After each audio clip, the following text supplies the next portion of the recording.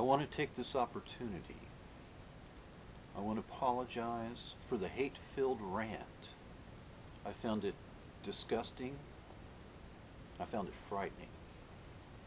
I'm especially sorry for the children who heard it and were emotionally damaged by it.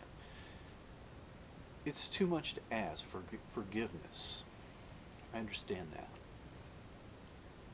I only ask that you try to understand where these awful statements came from and why they were made. In 1995, I was teaching ESL, and while traveling to Guatemala during spring break, I developed an illness. I became sick. I had surgery to remove a tumor, but didn't recover. I developed an autoimmune disease, where my body was attacking itself. My immune system was destroying the myelin sheath, the tissues that are the insulation for the nerves and that make up the white matter of the brain.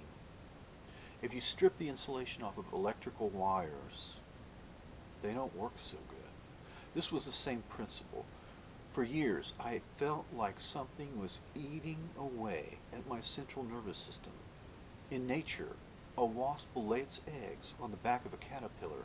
When the eggs hatch, they eat the caterpillar alive, saving the brain and central nervous system for last. This description captures how I felt during my illness. At times, I felt as if I were being eaten alive. After 5 years of slow deterioration, I reached a point where I thought I might die or become mentally disabled. At this point, I was unable to sleep for 6 months. I would pass out for 2 or 3 hours but never really rest. If a human being goes without sleep for 3 or 4 nights, they can begin to exhibit symptoms of mental illness, like seeing and hearing things. Normal light and sound caused me physical pain. So I sat in a darkened room. My eyes were rolled halfway back into my head. This went on for months, and it took nearly a year to recover from the worst of the relapses. Trying to watch television or listen to music overwhelmed my ability to take in what I was seeing and hearing and to understand. The images and words were coming at me too fast to be understood. My time sense broke down. In 15 minutes, it seemed like it passed, and I would look at my watch, and it had been 4 hours. During this period, I swung back and forth between suicidal depression and anger. Intense anger turned inward leads to suicide. Anger turned outward leads to murder. I was saying things out loud like, I wish I was dead, and things like, if you had any guts, you would kill yourself. I was saying these things spontaneously, and it felt as if someone else were speaking, not me. I felt like I was going to die, or commit suicide to escape this terrible suffering. I was having a physical and emotional breakdown due to a neurological condition, a wasting away and destruction of my central nervous system. At the end of one angry rant, while on the phone with a friend, I came out of it as if coming out of a dream, or suddenly waking up, and I was on the phone and I asked him how long I had been speaking and what I had been saying. And he told me that I had been ranting and raving for nearly 40 minutes, and that it was an angry, hate-filled diatribe. My friend of 5 years never called again. Eventually, after much effort, a doctor gave me medication, 10 milligrams of Elavil, or amitriptyline hydrochloride, and I was able to sleep. My illness has put me through incredible suffering that I do not even know how to describe to people. It lasted for years. It nearly cost me my life. At one point, I rapidly lost 60 or 70 pounds and weighed about 120 pounds. My parents thought I was going to die as well, and they had me move back home in order to recover at one point. I can only say, with all honesty, that I do not hate anyone. I can honestly say without guilt or reservation that that is not how I have behaved. That is not how I have lived my life. From the age of 6, my parents drove me to the other side of the railroad tracks in a small town in Oklahoma, and I played sports and spent my summers at the boys' club with mostly African American kids where I was the minority. I have by choice lived in racially mixed neighborhoods when I could have easily lived in places surrounded almost entirely by my own race. In my late 20s, I quit my job with NASA and taught ESL, English as a Second Language. I was very idealistic about the American experiment of a multicultural society, and I wanted, in no uncertain terms, to change the world. I moved into a Hispanic neighborhood and immersed myself in Spanish. My students came from Mexico, El Salvador, Korea, Vietnam, from all over the world. In the past, when I've traveled, I've gone to places like Mexico, Central America, and the Caribbean, not to places like Canada. I've had relationships with and I've dated women with nearly every conceivable ethnic heritage and background. My very first roommate after high school that I ever had was an African American friend. I've lived on the northeast side of Houston, where often I was the only Caucasian in stores or on the street. It's easy, if you want, to live surrounded by your own race, but as an adult, I've often lived in close proximity to other races out of choice. What happened was I was having a breakdown due to a medical condition, a neurological condition, and I can say without reservation that I don't hate anyone. I've made my share of mistakes, my share of bad decisions in this life, but the only person that I've ever really hurt is myself. I apologize if I seem flat or unemotional, but for years now I've witnessed the torture of some of the most finest people, the most finest human beings have been tortured in front of me. These activists, political activists, and whistleblowers have tried to make their world a better place, and in doing so they have paid the ultimate price. Theirs is often a fate worse than death, being tortured. I've watched them suffer endlessly over years. I'm not without feeling. It's just simply that at times I feel like I have no more tears to shed. The charges I've made against alleged criminals and Army intelligence are some of the most serious charges ever made, and I do not take them lightly. These are crimes against humanity and treason, crimes that can carry the ultimate penalty. The outcome of this struggle will decide not just the fate of a few hundred activists or even a few thousand do-gooders. It will decide whether your lives are in the hands of desperate men, armed with terrible weapons, men who will stop at nothing to win. There will be no second chances. You must believe your own common sense and your own eyes and act together in unison. The basic case being made here has been reduced to 4 facts.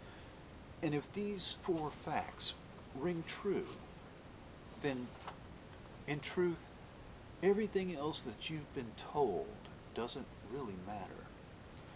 Now, the question comes down to, what are you going to believe? Your own eyes or what anonymous people tell you to believe? In truth, have you ever seen such a ton of bricks fall on one person's head? The stronger the truth, ultimately the stronger the reaction against it. We are engaged in a mutual journey like a roller coaster ride. You sit down and the safety bar snaps into place and it starts a slow, inexorable climb, climbing to a great height. You can see for miles. You're exhilarated. We have a new definition of what it means to be a human being. The fact that there are virtually no limits on what humans beings can accomplish or what humanity and this life is worth. Beginnings are delicate times, and this honeymoon will be short. Audio and video tapes that depict violent rages and racist rants. From videotapes and audio tapes that discredit, that humiliate. Some of these things are fabricated. Some are real, or a combination of a lie and a truth mixed together, which often is the ingredients for the best lies of all. This roller coaster we're on plunges straight down, and virtually overnight, a figure like Winston Churchill might turn into someone despicable like Hitler. The websites, the cell phones, the blogs, the tweets might be hacked into, and now messages might be coming from someone else, masquerading. The press denounces the vile creature, and this downward spiral may spell the end. Or the roller coaster, after plunging to the bottom, begins to rise back up, and it might recover. Apologies will be made. A disaster might be diverted. This, gentle listeners, dear friends, this is the journey that we are on. This smokescreen is designed to shoot the messenger in order to avoid confronting the logical argument and truth based upon 4 basic facts. Public microwave weapons, like the active denial system, exist. There's a prior pattern of similar criminal behavior. 500,000 guinea pigs. COINTELPRO hit list of activists. And MK Ultra that used torture as a weapon and a tool to break the human mind, to control it. Credible witnesses, people who fit a common profile, testify. And persons of interest, alleged criminals and military intelligence who've been in charge of these non-lethal microwave weapons development programs for the Army. These people have worked in places like Los Alamos National Laboratory, where the atomic bomb was invented in secret. These men have publicly expressed admiration for previous crimes like MK Ultra, and they've expressed interest in public in using these non-lethal weapons to, quote, neuter people and modify human behavior. Some of these intelligence officers have publicly advocated using ELF, extremely low-frequency, non-lethal weapons, on civilians in their own homes.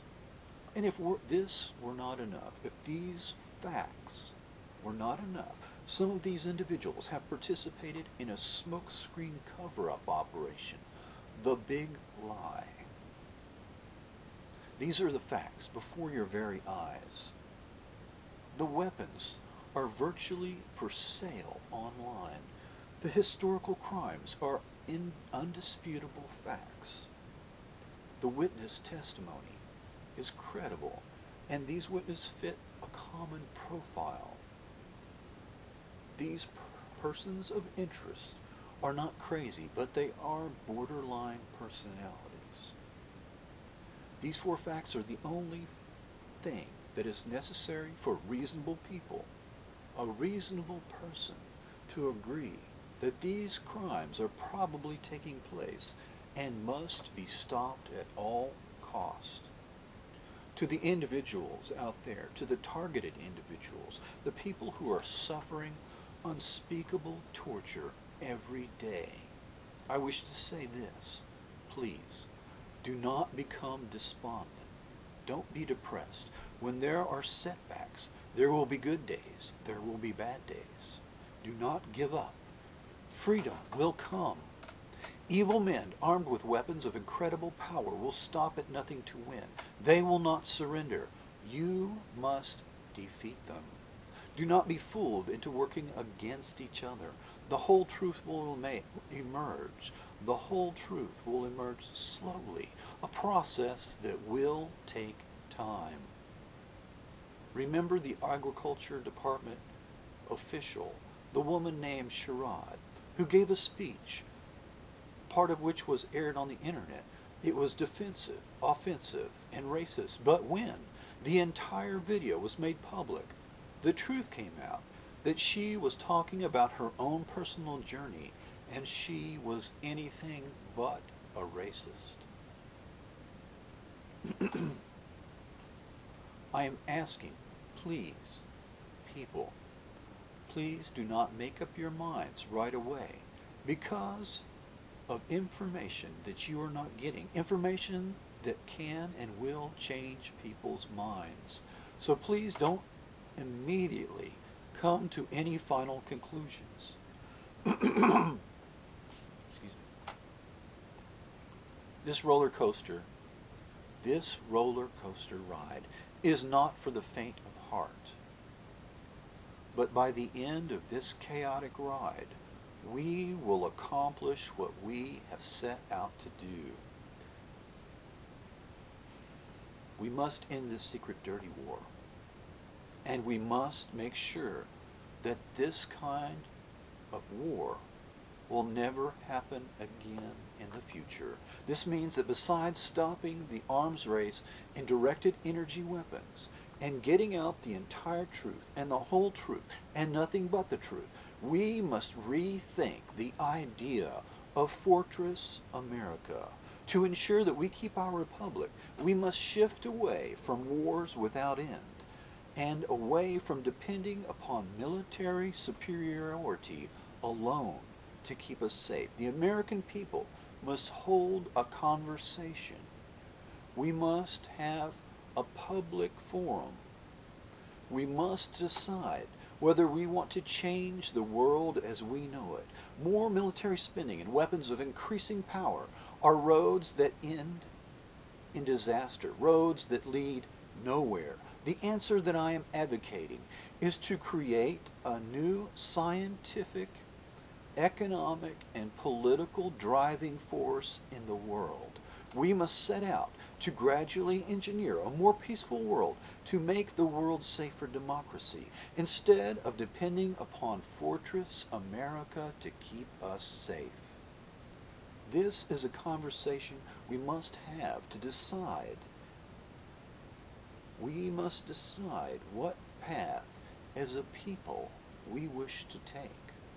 The world needs us. The world is waiting for our leadership, and it is time we lead, not to utopia, but to a better future.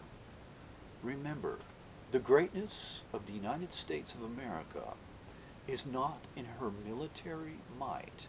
It is in her ideals, her humanity, and her ability to be a force for good in this world. Thank you.